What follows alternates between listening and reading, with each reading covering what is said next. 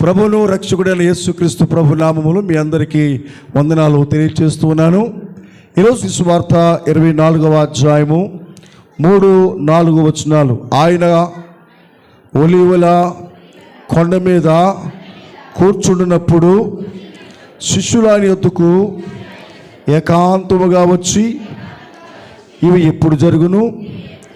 నీ రాకడకును ఈ యుగ సమాప్తికిని సూచనలేవి మాతో చెప్పుమనగా, యేసు వారితో ఇట్లనెను, ఎవడును మిమ్మును మోసపరచకుండా చూచుకొనుడి. ప్రార్థించుకుందాం. సర్వోన్నతుడైన తండ్రి, నీ ఘనమైన పరిశుద్ధ నామమునకు వేలాది స్తోత్రాలు చెల్లిస్తున్నాము. గత రోజులు నీ వాక్యాన్ని వింటూ వస్తున్నాము. ఈరోజు కూడా మరికొన్ని విషయాలు నీ వాక్యం ద్వారా నేర్చుకోవడానికి సహాయం చేయండి. వాక్యం వింటున్న బిడ్డలను మీరు దీవించండి. లైవ్లో వాక్యం వింటున్న బిడ్డలను దీవించండి. ఈ వాక్యం ద్వారా అందరితో మాట్లాడమని యేసు పరిశుద్ధ నామములో అడుగుచున్నాము తండ్రి, ఆమేన్. మంచిది పిల్లరా, ఈరోజు నుంచి ఒక సబ్జెక్ట్ మీతో మాట్లాడాలని ఆశపడుతున్నాను. ఆ సబ్జెక్ట్ ఏమిటంటే రాకడ సూచనలు. ఏంటి చెప్పండి? రాకడ సూచనలు. రాకడ గురించిన విషయాలు ప్రాముఖ్యంగా కొత్త నిబంధనలలో మత్తయి సువార్త 24వ అధ్యాయంలోను, మార్కు సువార్త 13వ అధ్యాయంలోను, లూకా సువార్త 17వ అధ్యాయంలోను, అలాగే 21వ అధ్యాయంలో కూడా ఈ రెండవ రాకడ గురించిన విషయాలు ప్రస్తావించబడుతూ ఉన్నాయి. పిల్లరా, అంతమట్టికే కాదు, రెండవ రాకడ గురించి పాత నిబంధన గ్రంథంలో కూడా ప్రస్తావించబడింది. పిల్లరా, రెండవ రాకడ గురించి మొట్టమొదటిగా రెండవ రాకడ గురించి ప్రస్తావించింది ఎవరో చెప్పగలరా? రెండవ రాకడ గురించి మొట్టమొదటిగా పాత నిబంధన గ్రంథములో ప్రవచించింది, ప్రకటించింది ఎవరో చెప్పగలరా?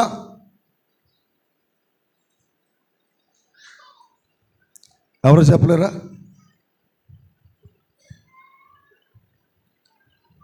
మొట్టమొదటిగా ప్రభు యొక్క రాకడ గురించి ప్రవచించింది, ప్రకటించింది ఎవరు అంటే హానోకు గారు.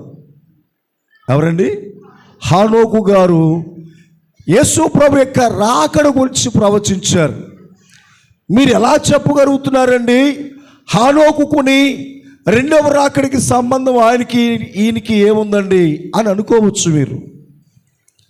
ఇప్పుడు ప్రతిదీ కూడా పరిశుద్ధ గ్రంథంలో ఆధారము అనేది ఉంటుంది. ప్రతి దానికి కూడా జవాబు పరిశుద్ధాత్మ దేవుడు పరిశుద్ధ గ్రంథంలో వ్రాయించాడు. చూడండి, మనకు జవాబు దొరకాలి అంటే యూదా పత్రికలోకి వెళ్ళాలి. మనం యూదా పత్రిక 14వ వచనాన్ని మనం చదివితే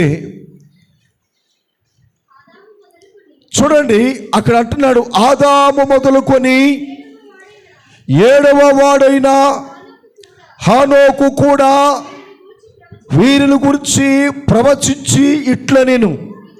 చూడండి, ఇదిగో అందరికీ తీర్పు తీర్చుటకును వారిలో భక్తిహీనులందరూ భక్తిహీనులుగా చేసిన వారి భక్తిహీన క్రియలన్నిటిని గురించి భక్తిహీనులైన పాపులు తమకు విరోధముగా చెప్పిన కఠినమైన మాటలన్నిటిని గురించి వారిని ఒప్పించుటకు ప్రభువు తన వేవేల పరిశుద్ధుల పరివారముతో వచ్చును. హల్లెలూయా, హల్లెలూయా. దేవుని పిల్లరా, హానోకు గారు ఎప్పుడు ప్రవచించాడట? ఆది కాండములోనే. ఆదాము మొదలుకుని 7వ వాడైన హానోకు గారు ఎవరు గురించి చెప్పారు? యేసు ప్రభు యొక్క రెండవ రాకడ గురించి చెప్పారు. అర్థమవుతుందా?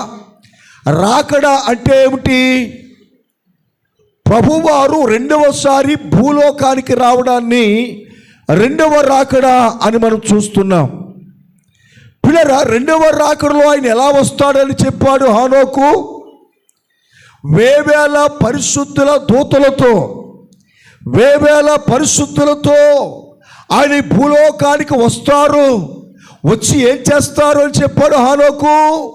తీర్పు తీరుస్తాడు అని చెప్పారు. దేవుని బిడ్డలారా, ప్రభు రాకడ రెండు విధాలు. మొదటిది గొర్రెపిల్లగా వచ్చాడు ఆయన. మొదటి రాక రక్షణ కొరకు అయిన రాక. రెండవ రాక ఆయన కొదమ సింహం వలె ఆయన వస్తూ ఉన్నారు. ఈ రెండవ రాక దేనికి అంటే శిక్షించడానికి, తీర్పు తీర్చడానికి రాక. కాబట్టి మొదటి రాక ఆయన వచ్చారు, బాలుడిగా జన్మించారు, 33 సంవత్సరాలు జీవించారు. ఆయన తన యవ్వన కాలములో మానవులందరి కొరకు ఆయన చనిపోయారు. చనిపోయి సమాధి చేయబడ్డారు. సమాధి చేయబడి 3వ దినాన తిరిగి లేపబడ్డారు.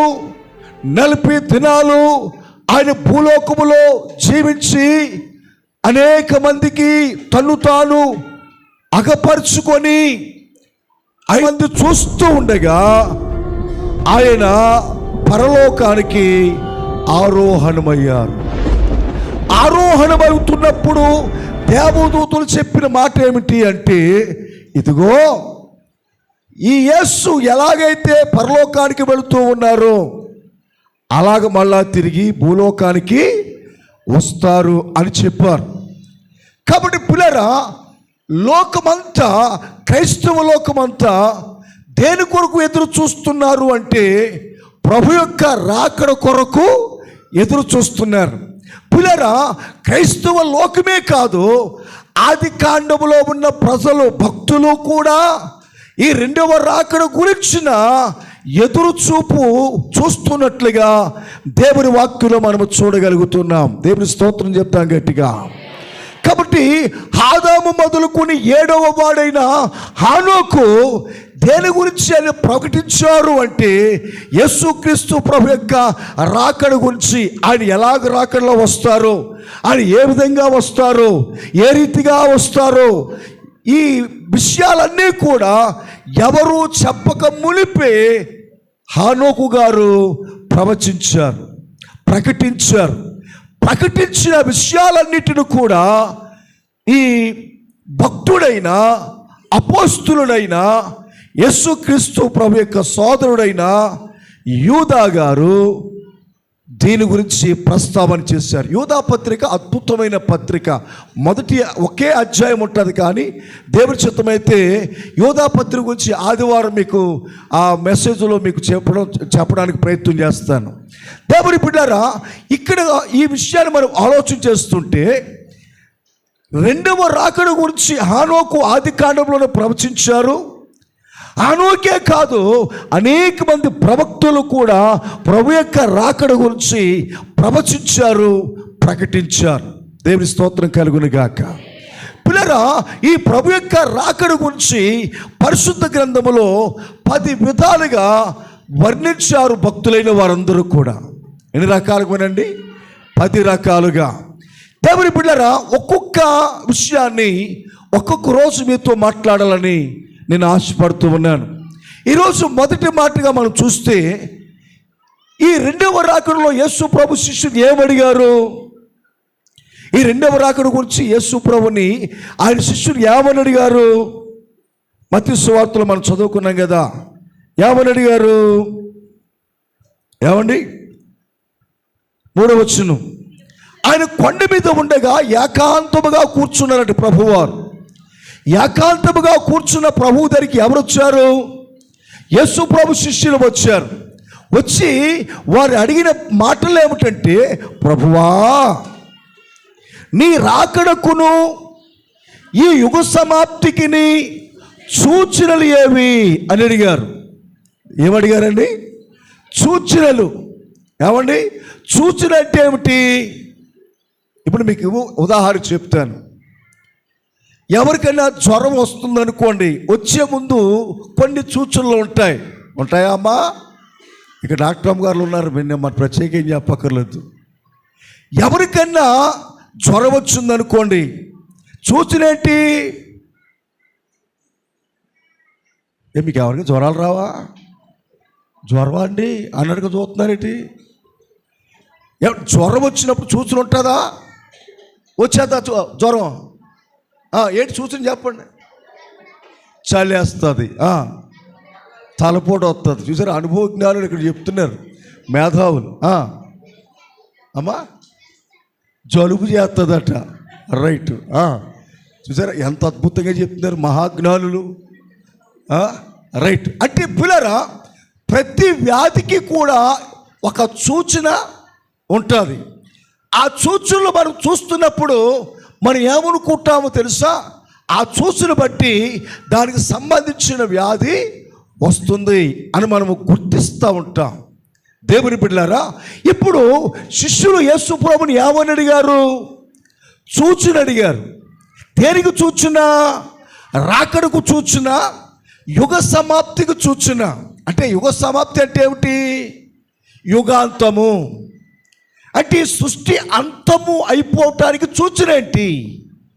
నీ రాకడ వస్తుంది అంటానికి సూచన ఏంటి అంటానికి ప్రభువుని అడిగినప్పుడు ప్రభువారు చాలా విషయాలు చెప్పారు. అందులో మొదటి సూచన ఏమిటి చెప్పారు అంటే 4వ వచనం చూడండి. యేసు వారితో ఇట్లనెను, ఎవడును మిమ్మును మోసపరచకుండా చూచుకొనుడి. హల్లెలూయా. పిల్లల రెండవ రాకడలో సూచన ఏమిటంటే, మొదటి సూచన రాసుకోండి, నైతిక సూచన. చెప్పండి, మొదటి సూచన ఏంటి చెప్పండి? నైతిక సూచన. ఈ నైతిక సూచన అంటే ఏమిటో తెలుసా? ప్రభువారు అంటున్నాడు, నీతి, నిజాయితీ, న్యాయము. మానవ జాతిలో నీతి, నిజాయితీ, న్యాయము అనేవి తగ్గిపోయి ఏమొస్తుందట? మోసము.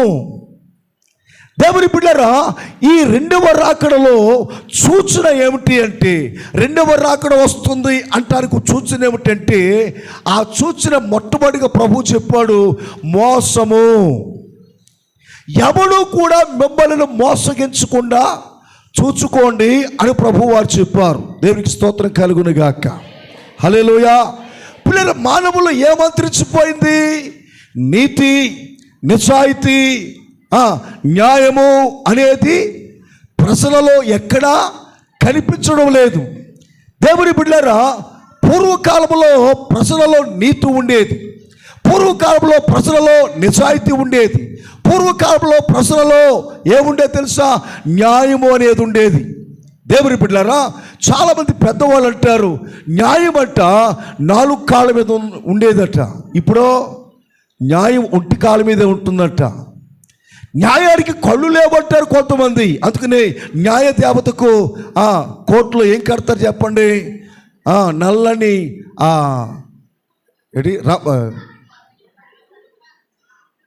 నల్లని క్లాత్ కడతారు కదా, రిబ్బనన కడతారు. ఎందుకో తెలుసా? వాడు చేసే అన్యాయము న్యాయ దేవత చూడకూడదని కడతా ఉంటారు.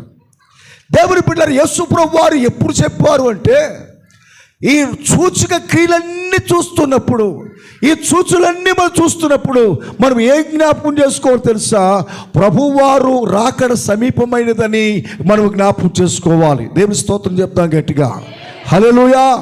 మానవులలో ఏం కొదువైపోయింది దినాల్లో అంటే, నీతి లేదు, నిజాయితీ లేదు, న్యాయము లేదు, అక్రమము, అన్యాయము, మోసము.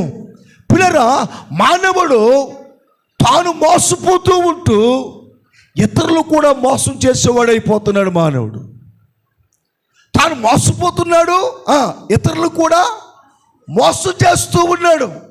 ఈరోజు దేవుని బిడ్డలారా, మీకు అర్థమవుతాను ఒక మాట చెప్తాను. సృష్టిలో మొట్టమొదటిగా మోసపోయింది ఎవరు? అవ్వమ్మ గారు. ఏమండి, అవ్వమ్మ గారు తాను మోసపోయింది. తాను మోసపోయి ఎవరు మోసం చేసింది? తన భర్త అయిన ఆదామును మోసం చేసింది. చూసారా పిల్లరా, చాలామంది తాను మోసపోవడమే కాదు, ఇతరులు కూడా మోసం చేసేవాడైపోయారు ప్రజలు. నేను బాగుంటే చాలు, ఇతరులు ఎలాగుంటే నాకెందుకు అని చాలా రకాలుగా దేశంలో మోసం అనేది ఎక్కువైపోయింది. చూడండి పిల్లరా, ఇప్పుడు ఎక్కడ చూసిన ఒరిజినల్ అనేది ఉందా? ఆయిల్ డూప్లికేటు, సబ్బు డూప్లికేటు, బియ్యం డూప్లికేటు, ఏమండి మందులు కూడా డూప్లికేటు. ఆ మధ్యన ఒక పోస్ట్ పెట్టారు. ఆ పోస్టులో ఏముందంటే, ఒక వ్యక్తి మందుల షాపులోకి వెళ్ళి మందులు కొనుక్కున్నాడు. ఆ స్లిప్ తెచ్చుకున్నాడు, గొట్టాలు రాశారు డాక్టర్ గారు. ఆ గొట్టాలు వేసుకుందామని ఆ స్లిప్లోంచి అది చింపి వేసుకుందామని ఇలా పట్టుకున్నాడు. గట్టిగా తగిలింది. ఏంటి గట్టిగా తగిలిందని చెప్పి ఆ గొట్టాన్ని ఇలా తీసాడు. తీగానే అందులో చిన్న చిన్న మేకులు ఉన్నాయండి. ఎందులోనూ వేసుకునే క్యాప్సూల్స్లో మేకులు ఉన్నాయి. పిల్లరా, ఆ వ్యక్తి మందులు తయారు చేసే వ్యక్తి ఏంటి ఉద్దేశం ఏంటి తెలుసా? ఈ మందులు కొనుక్కున్న వాళ్ళందరూ కూడా మందులు వేసుకుంటారు. వేసుకుంటే మేకులు లోపలికి వెళ్ళిపోతాయి. లోపలికి వెళ్ళిపోతే ఏమవుతుంది? బిజినెస్ బాగా జరుగుతుంది. ఒక్క వ్యక్తి చేసిన తప్పుకి లక్షలాది మంది ప్రజలు బలైపోతారు అనే ఆలోచన వాడుకుందా? లేదో. దేవుని పిల్లరా, మందులలో కల్తీ, నూనెలో కల్తీ, పెట్రోల్లో కల్తీ. దేవుని బిడ్డ ఎక్కడ చూసినా కల్తీ అయిపోయింది. అందుకనే పిల్లరా, దేవుడు మానవుడిని అనేక దినాలు బట్టి, అనేక సంవత్సరాలు బట్టి దేవుడు సరిచేయటానికి చూచాడు, కానీ మానవుడు సరికావటం లేదు. మానవుడు దేవునికి లోపడటం లేదు. మానవుడు దేవునికి విధేయత చూపించడం లేదు. మానవుడు దేవుని మటుకు లోపడటం లేదు. మానవుడు చేసిన పనులు తెలుసా? దేవుడు చెయ్యొద్దు అనేది ఖచ్చితంగా చేస్తాడు. నీకు ఇంకా అర్థమవడం ఒక మాట చెప్పనా? ఇదిగో అమ్మ, ఈ విషయం ఎవరికి చెప్పకే, నీకు మాత్రమే చెప్తున్నాను. నేను ఒకటి కాబట్టి నీతో మాట చెప్తున్నాను, ఎవరికో చెప్పొద్దు అని చెప్పామనుకోండి, అలాగేనమ్మా నా గుండెలో పెట్టుకుంటానమ్మా అని చెప్తుంది అమ్మ. ఎంతమందికి చెప్తుంది? 100 మందికి చెప్తుంది. పేట అంతా సాటేద్ది. చూసారా? దేవుని బిడ్డలారా, మనుషుల తత్వం ఏమిటో తెలుసా? ఇది చెయ్యొద్దు అంటే అదే ఎక్కువ చేస్తూ ఉంటాం. చూడండి, తాగొద్దు అని చెప్పారనుకోండి, తాగుతాడు. పేకాడొద్దు అని అనుకోండి, ఎక్కువ పేకాడతాడు. నువ్వు చెప్పేది నేను ఎందుకు ఎంటం అనేది. దేవుని బిడ్డ మానవుడు చెడిపోవటానికి కారణం ఏంటి తెలుసా? మానవుడు దేవుడు చెయ్యొద్దు అనేది చేయడం పాపం చేస్తున్నాడు. దేవుడు చెయ్యి అని చెప్పింది మానవుడు చేయటం లేదు. రోజున దేవుని బిడ్డలారా, అందుకనే దేవుని కోపం వచ్చి దేవుడు మానవుడు విడిచిపెట్టేశాడు. ప్రకటన గ్రంథంలో 22వ అధ్యాయం 10వ వచనం చూస్తే, ప్రకటన గ్రంథము 22వ అధ్యాయము 10వ వచనం చూడండి.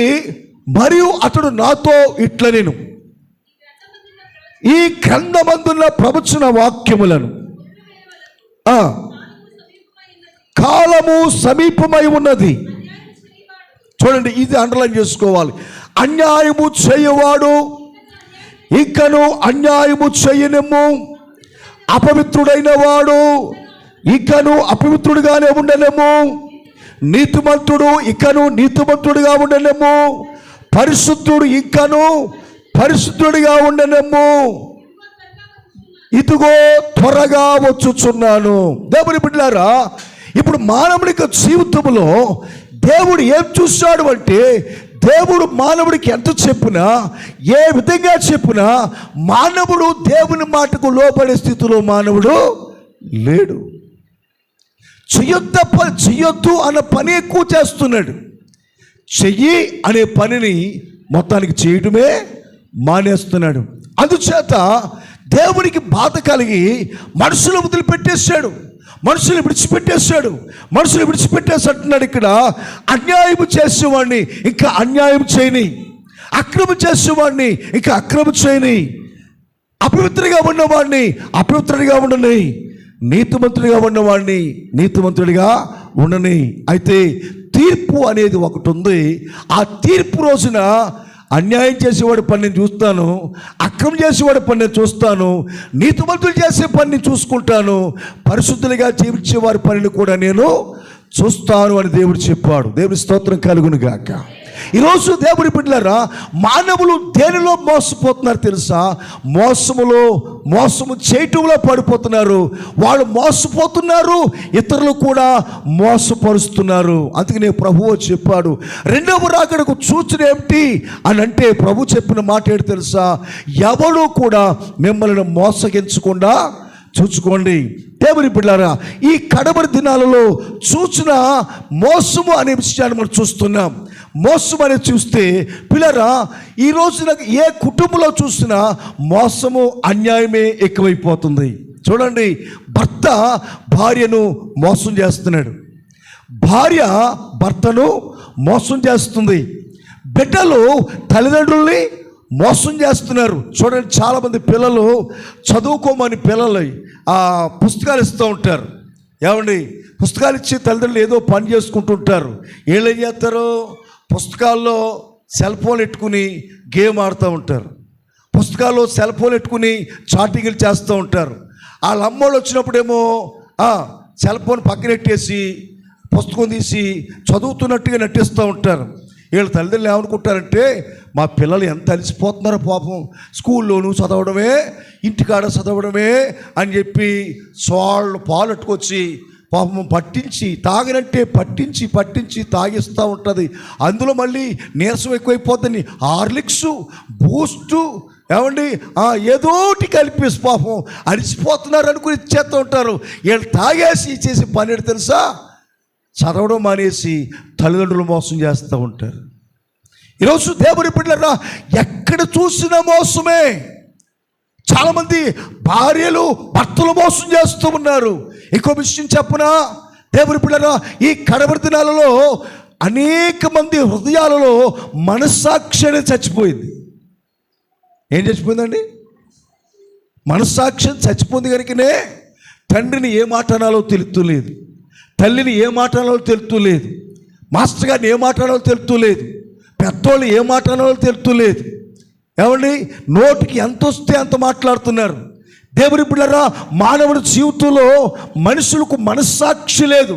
ఒరే, నువ్వు ఈ తప్పు చెయ్యొద్దు అని తండ్రి చెప్పాడు అనుకోండి, ఆడు అంటున్నాడు, నువ్వు తెరవైనోడు పెట్టి నువ్వేనా పెద్ద నీతిమంతుడువా అంటున్నాడు. ఎవడో కొడుకు.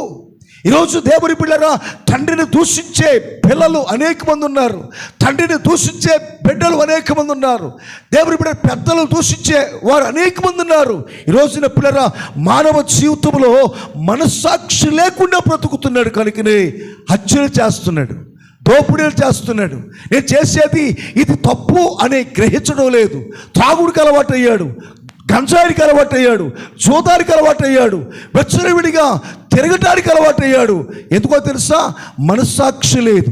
ఇంతకుముందు అమ్మా వినండి, ఇంతకుముందు మా అమ్మ కొడతాదేమో అని భయం ఉండేది, మా నాన్న తిడతాడేమో అని భయం ఉండేది, మా మాస్టర్ గారు చూస్తే క్లాసులో ఏమైనా కొడతాడేమో అని భయం ఉండేది. ఇప్పుడు ఏమండి, మా నాన్న కొడతాడని భయం ఉందా? మా ఓడు నన్ను వెళ్తే మా ఓడి నన్ను ఏమంటాడు నువ్వు తల్లిదండ్రులకు భయం ఉందా? రివర్స్ అయిపోయిందండి. పిల్లలకు తల్లిదండ్రులు భయపడుతున్నారు తప్ప తల్లిదండ్రులకి పిల్లలు భయపడడం లేదు. ఎందుకో తెలుసా? వాడి జీవితంలో మనస్సాక్షి అనేది చచ్చిపోయింది. అందుకనే పిల్లల ప్రభువారు శిష్యులు చెప్తున్న మాట ఏంటో తెలుసా? నైతిక సూచన ఏమిటో తెలుసా? ప్రభు రాకడ వస్తుంది అంటానికి మనకు సూచన కనిపిస్తుంది. ఏంటండి? ఎక్కడ చూచినా మోసము, ఎక్కడ చూచినా అన్యాయము, ఎక్కడ చూచినా అవిధేయత, ఎక్కడ చూచినా తిరుగుబాటుతనము. ఈరోజు దేవుని బిడ్డలారా, వాళ్ళందరూ తిరుగుబాటు చేసేవాళ్ళు. అందుకని దేవుని వాక్యం చెప్తుంది, మనుషుడు ఏమిత్తుతాడో అదే పంట కోస్తాడు. నువ్వు ఇతరులు మోసం చేసావా? నేను మోసం చేసినోడు ఇంకోడు ఉంటాడు, నువ్వు ఇతరులు బాధించావా, నేను బాధించే వాళ్ళు కూడా ఉంటాడు. ఈరోజు దేవుని బిడ్డలారా, ప్రభు యొక్క రాకడ కొరకు మనం అనేక విషయాలు ముందు నేర్చుకోబోతున్నాము. ఈరోజు మొదటి విషయం ఏమిటి తెలుసా? నైతిక సూచన. ఈ నైతిక సూచనలో మనం నేర్చుకుంటుంది ఏంటి తెలుసా? మోసము. ఎక్కడ చూసిన మోసము. అందుకని యేసు ప్రభు అంటున్నాడు, ఎవడు కూడా మిమ్మలను మోసగించకుండా చూచుకోండి అంటూ ప్రభు ఏమో చెప్పాడు తెలుసా? ఇక్కడ చూడండి ఏం చెప్పాడు? అనేకులు నా పేరట వచ్చి నేనే క్రీస్తునని చెప్పి పలువురిని మోసపుచ్చెదరు. ఈరోజు చాలామంది దేవుని బిడ్డలారా ప్రజలను మోసపుచ్చే ట్రిక్కులు మొదలెట్టారు. ఏం మొదలెట్టారండి? చెప్పండి. ఏం మొదలెట్టారు? ట్రిక్కులు మొదలెట్టారు. ఎవడు ప్రజలకు కూడా ఏం కావాలి? మేము చదువుకున్నప్పుడు స్కూల్లో మ్యాజిక్ చేయడానికి వచ్చేవాడు అప్పుడప్పుడు. మాకు మ్యాజిక్ అంటే తెలియదు కదా.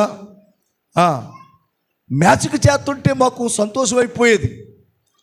ఆ మ్యాజిక్ ఎలా చేస్తున్నాడో తెలిసేది కాదు.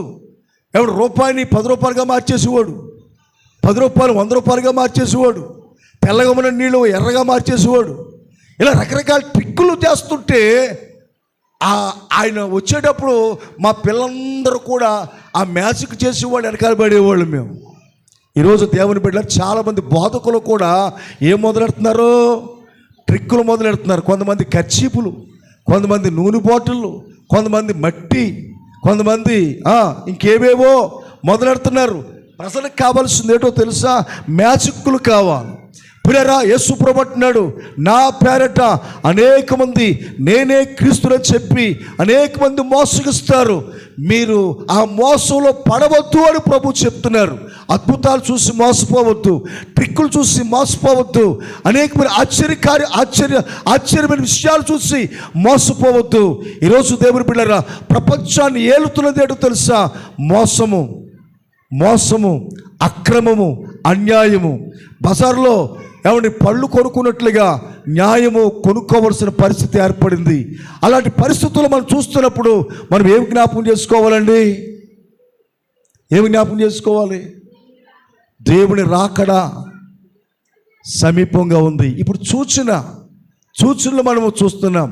ఇంకా కొన్ని విషయాలు మనం ముందు జ్ఞాపకం చేసుకుందాం. కాబట్టి రెండవ రాకడ సూచన మొదటిదే తెలుసా?